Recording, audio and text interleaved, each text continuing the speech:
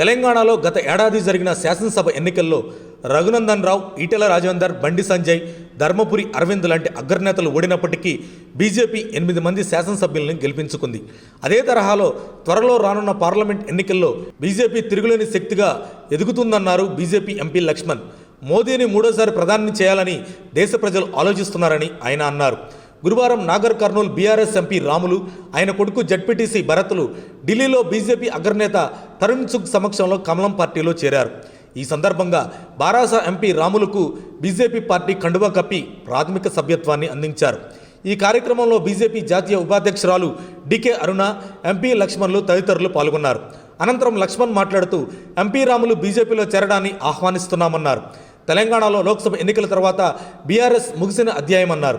ఇంకా చాలామంది బీఆర్ఎస్ నుంచి బీజేపీలో చేరుతారని అన్నారు. బీఆర్ఎస్కు ఇక సెలవు చెప్పాల్సిందేనన్నారు. తెలంగాణలో కాంగ్రెస్ బీజేపీ మధ్యనే ప్రధాన పోటీ ఉంటుందని బీజేపీ నేత లక్ష్మణ్ తెలిపారు. గత 10 ఏళ్లలో తెలంగాణకు కేంద్రం భారీగా నిధులు మంజూరు చేసి రాష్ట్ర అభివృద్ధికి సహకరించిందన్నారు. మోదీ నాయకత్వంలో దేశం అభివృద్ధి దిశగా పయనిస్తుందన్నారు. వచ్చే పార్లమెంట్ ఎన్నికల్లో తెలంగాణలో 10కి పైగా ఎంపీ స్థానాలు గెలుచుకుంటామని ఆయన ధీమా వ్యక్తం చేశారు. తెలంగాణలో బీఆర్ఎస్ పార్టీ పని అయిపోయిందని లక్ష్మణ్ అభిప్రాయపడ్డారు. మరిన్ని అప్డేట్స్ కోసం మా కాయ్ టీవీని సబ్స్క్రైబ్ చేసుకోండి. మా వీడియో కనుక మీకు నచ్చినట్లయితే లైక్ చేయండి, షేర్ చేయండి. మీ విలువైన అభిప్రాయాలను కామెంట్ బాక్స్లో తెలియజేయండి.